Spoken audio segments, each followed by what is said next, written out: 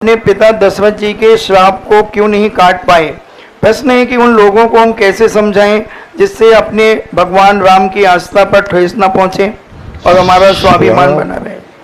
पहली बात तो श्राप दी नहीं जाती, श्राप दी नहीं जाती। श्राप का अर्थ होता है जब हम कुछ कार्य करते हैं तो हमें कर्म का बंध हो जाता है और उसकी आत्मा को दुखाते हैं तो हमें कर्म का बंध हो जाता है। और श्राप देने से जिसने दी है वही श्राप वापस ले सकता है, दूसरा व्यक्ति कुछ नहीं काट सकता है। रामचंद्र जी ने यही बात तो कही है।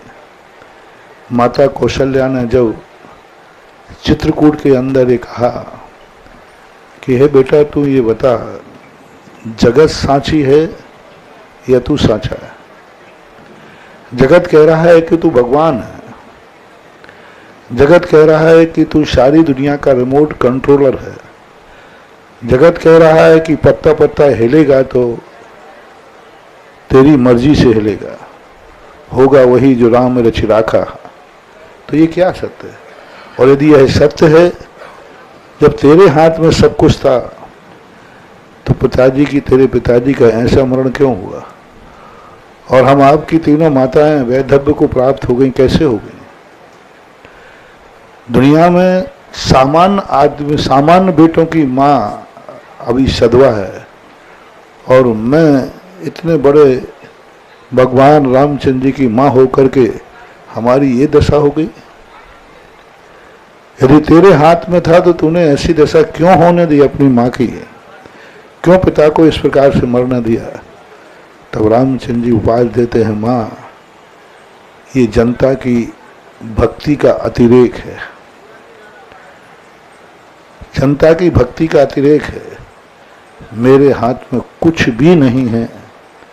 जो व्यक्ति जैसा कर्म करता है वैसा फल भोगना पड़ता है, चाहे भली वो भगवान का बाप भी क्यों न बन जाए।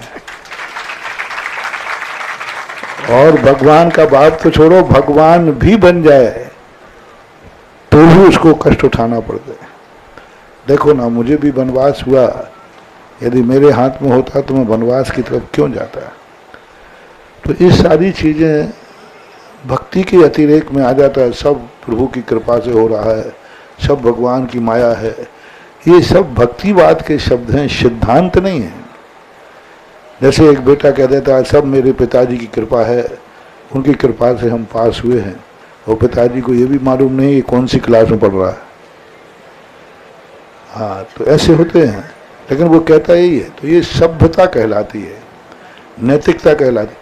भक्तिवाद में ऐसा कहा जाता है, लेकिन भक्तिवाद सिद्धांत नहीं है, ऐसा माना जाता है। सुश्री मनीषा जैन बड़ौद से पूछती हैं, नमोस्तु महाराज जी, जो भवनत्रक आदि जो हैं देव, तो ये स्वर्ग में जा सकते हैं क्या अपनी विक्रिया के द्वारा?